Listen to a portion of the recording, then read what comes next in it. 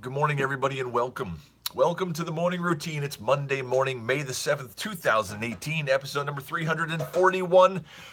So good to see you this morning and to be joining you on the podcast if I'm not seeing you on video. So I hope you had a fantastic weekend. It is Monday morning, the start of yet another great week ahead. We are in the month of May. And like the normal month of May, I mowed the grass, and then 2 days later, I'm standing in a hayfield practically. It needs to be mowed again. The grass is on its race to growth. It's trying to get as high as it possibly can, as fast as it possibly can. It's a war. Me and a mower against the grass. And I think the grass will win every day. So it's that time of year, But hey, it is so green and lush out there. It's absolutely amazingly beautiful. So after all the browns we've had for so many months, which were nice as well, it's nice to see green, so it's good.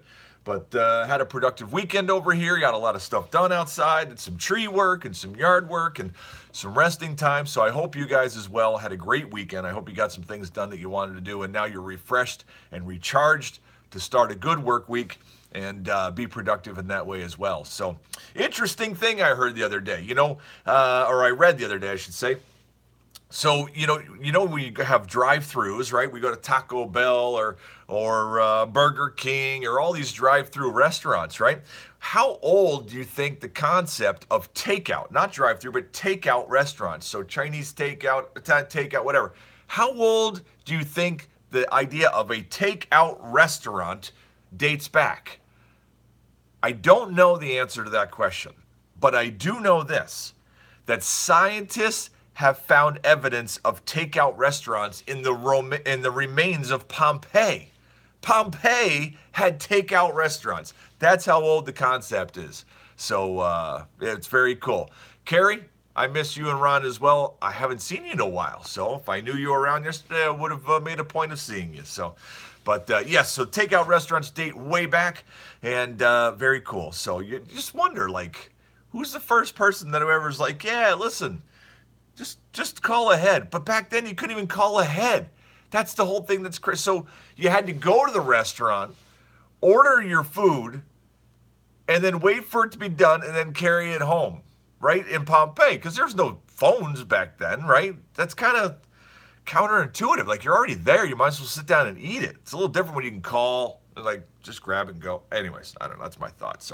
But anyways, thanks for being here, guys, whether it's on Facebook Live or on any of the podcasts or on YouTube. And don't forget that all the articles that I share all the time, including the ones I'm about to share, can all be found at themorningroutine.live, that website. You go there, and every episode is broken out. Today's episode will have pictures and the full entire article where I share just little snippets from it, just to let you know what's going on out there in the world. So all that can be found at themorningroutine.live. So that said, on we go to the favorite time, story time. So first story I have for you today comes out of Atlas Obscura. This is called The Funky Flavors of Buried Bog Butter. Yes, you heard that correct. Bog, as in the bog, as in the muck and mire of a bog, and then butter, the stuff that you put on your toast. Yes. So, in rural Ireland, it's not unusual for residents to come across a block of bog butter while digging up peat to heat their homes. Incredibly, this butter has often laid buried in wooden containers, earthenware pots, or animal skins for hundreds of years. Even after all this time, it can still have a notably buttery texture and aroma. That's right, guys. They're eating it after it's been buried in bog for hundreds of years. Okay. Cow's milk butter that was buried in peat bogs of Ireland or Scotland are kind of common. Bog butters are typically several hundred years old. They even had tried one they found that was a 3,000-year-old bog butter, and they described the flavor as having a lot of funk. Do you think it might have a lot of funk? Maybe? There have been several recent experiments with aging bog butter for shorter periods. In 2017, a journalist unearthed his batch after 17 months and found it had an earthy Parmesan-like flavor. Why did people bury their butter in a bog in the first place? This is interesting. We actually learned this year after year when we were taking a bunch of students up to northern Michigan to a camp. They actually had a bog, and they would take the students to experience a bog. And it's actually pretty cool. It's not a swamp or something like that. It's a totally different makeup, and it's very, very cool. Simple preservation. Being cool, it's very cold inside of a bog, low in oxygen, and high in acidity. These bogs were excellent at preserving perishable items. There's like no bacteria or something in a bog, and you can put stuff in there and it just stays. It just stays there. And that's why they were putting their bog. It was like their little refrigerator, shoving it down in there. If you have a bog nearby, if I was in northern Michigan, I would try this. If you have a bog nearby, wrap some butter in a cheesecloth and towel, bury it, and leave it there for a few months. And remember to make note of your burial site, because many bog butters remain hidden for so long because their makers couldn't find them again. So that's it. Bog butter. I would try. I got to be honest. I would try it. I mean, wouldn't you be curious just to know? Like, if you know you're not going to die from it, why not try it? That's the rule. So there you have it, though. But anyways, on we go to the next story that we have. Next little snippet I have here comes out of recode.net, and it has to do with one of the world's largest organizations, Amazon. Yes, this is out of Recode. Amazon consistently enjoys the public's good graces. It is hard to find somebody who has a negative viewpoint of Amazon. It is very, very hard. You know, Rosemary, you have a great question. How do they know how old that bog butter is? That's a great question. I don't know if it's that, you know, that the testing, that, what do they call it? The carbon date testing, or I don't know if there's something there written, or maybe when this, I don't know. It's a great question. Or when it was done last. Maybe that's when it was. I mean, I don't know. Great point. Very good point. But anyways, so 20% of Americans believe Amazon is having the most positive impact on society out of any other major tech company. Amazon was followed by Google, Apple, and then Facebook. 32% of Americans believe Facebook is having a negative impact on society. So this whole thing is kind of interesting with modern technology, because, so let's just be honest. Let's talk about Frank for a moment. Not about him, but let's talk frankly, okay? I believe that we have a tendency as we get older that the new stuff that we don't quite understand, that we're like, oh, it's destroying the world. Oh, it's terrible. So an example, esports. It's a growing, one of the largest industries in the world. It takes great talent to be a professional video game player. But yet, if the concept ever came across our head that our kids could make a lot of money playing video games, we'd be like, I don't want them to play video games. But yet, it happens to be a modern day career, right? It's age. If you're younger, it's okay. So Facebook, we say, is destroying, social media is destroying our modern civilization. Well, is it? I mean, I don't know. I don't know the answer, guys. Or is it just a paradigm that we're still learning how to manage, and until we learn how to manage it correctly, then we're allowing it to destroy or affect our personal lives? I don't know. The same people who would say that Facebook and social medias are destroying modern day civilization are the same people who, when you go out to dinner with them, are checking their Facebook feed on their phone while you're eating dinner with them. So go figure. I don't know. But Amazon, do you agree that Amazon has a positive effect on society today? I think so. I don't know. If you're an Amazon user, you would agree with that. If you're not, then you probably wouldn't. So anyways, that was just a little tech snippet out of Recode. Recode is an excellent tech resource online. So, but one last little story I have for you, again, out of Atlas Obscura, one of my favorite places of sourcing stuff. You have to go there and check these articles out in their entirety. But this is kind of cool too. This is out of Goffstown, New Hampshire. Goffstown Giant Pumpkin Regatta. What? Yes. Listen to this craziness.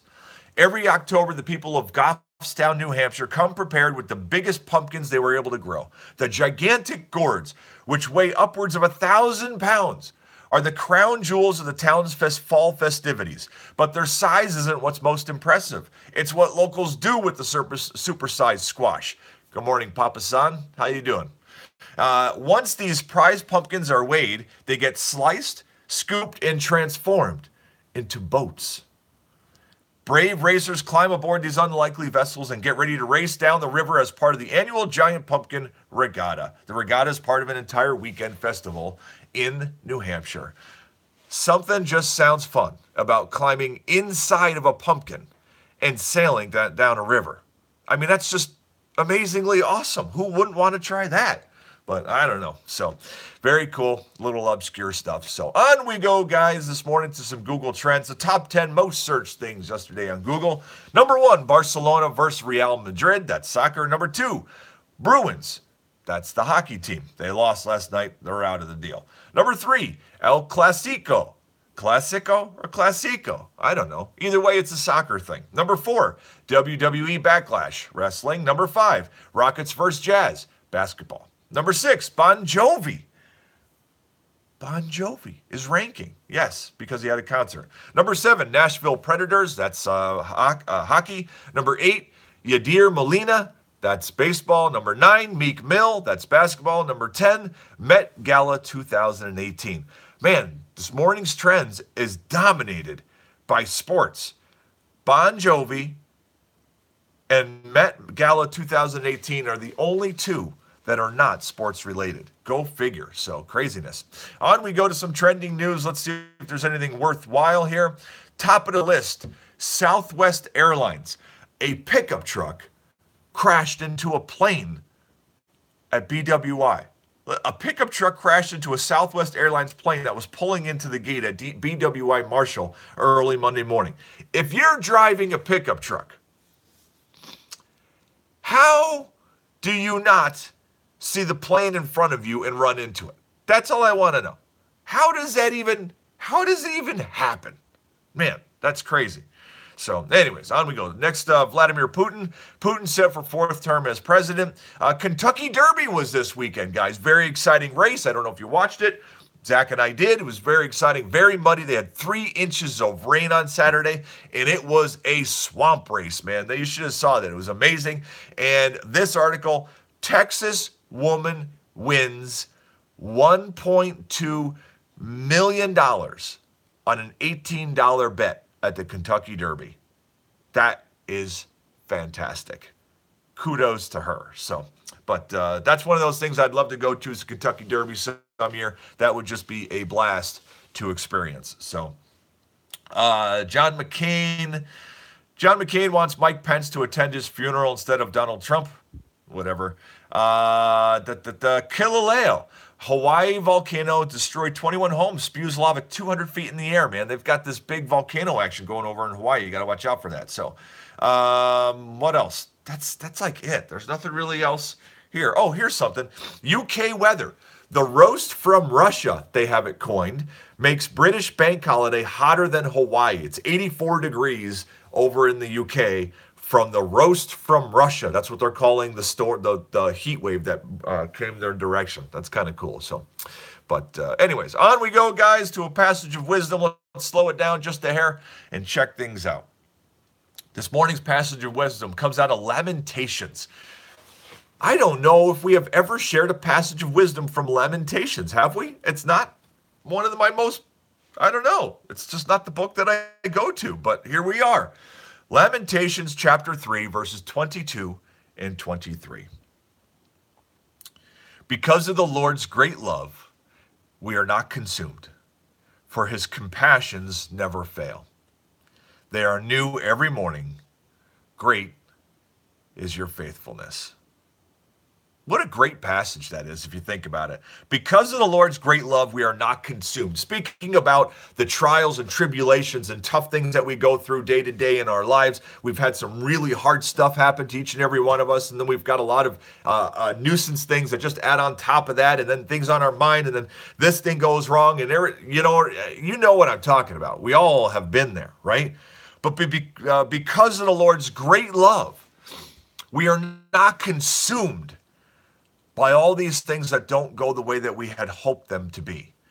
For his compassions for us never fail. They are new every morning. Like the sun rises like clockwork. We don't even have to wonder about it. His compassions never fail. They are new every morning. Great is his faithfulness. That's absolutely right. The one thing that's not the one thing. One of the many things that make following God and having him an integral part of your life is that he is the most faithful thing that you'll ever have. We all have people in our lives that we love and we lean on and we trust, but guess what? Nobody's perfect. And somewhere along the way, we always get wronged or let down in some way, even if it's a small way, right? But the Lord will never let us down. He is always there. He's always faithful. And that's why I keep comparing him to that sun. The sun comes up every day. You don't have to wonder if it's coming up. You don't have to wonder what it would look like. You don't have to wonder what the sun feels like if it shines on you. God's love, his faithfulness, his compassions are the same. They are there every day, all the time. I used to say that Christians were weak, and that's why they followed after God, is because they couldn't handle life on their own. And the fact of the matter is, it's true. None of us can handle life on our own. Life has a way of really pushing us to our limits. It becomes a lot easier. It doesn't become simple, but becomes easier when you have God on your side, because you know he's there holding you up, and you can lean on him and turn to him with anything that's going on in your life. Let's pray, guys. Let's get this day started. Father, good morning. Father, thank you for this great Monday morning, another day to get up and go out and have a great experience of working, being productive, having the ability to make a positive impact on other people's lives. Father, it doesn't matter what we're going to be doing today. Maybe our job is talking on the phone. Maybe our job is a teacher. Maybe our job is a guide of sorts, walking people through something. Whatever it might be. Father, today is the day that we have a great opportunity. Help open our eyes to see the chances that we have, to say something encouraging to somebody who maybe hadn't heard it. Maybe to just walk alongside and give somebody a chance to talk. Maybe that's all they need. Maybe they don't have anybody in their life who will just sit and listen and let them talk about what's going on in their world. Help us to see those opportunities today and be that person. Father, we thank you for your compassions. We thank you for this passage that states that you will always be there. Great is your faithfulness, and that we can count on you, and you will never let us down. Father, be with us today. Keep us safe as we go through our day. We love you. Amen. And that, my friends, is a magnificent wrap to the morning routine. Thanks for being here this morning. I hope you're excited about your Monday morning. If you're not, why not get me excited? Let's go. Let's start this week off at the top. We have a fresh week, new things ahead. Doesn't matter what happened last week. Doesn't matter what happened over the weekend. Now is the time to start your day up here. Don't start down here, because if you start down here, you're going to have a heck of a time on a Monday climbing to the top of positivity and excitement for life. Start up here and resist what's going to happen to try to wear you down. As you go out there to have a great day, don't forget that today is a perfect day for you to look for the thing that you're here for. Don't forget to be exactly who you were meant to be. I love you guys. Have a great day. Bye.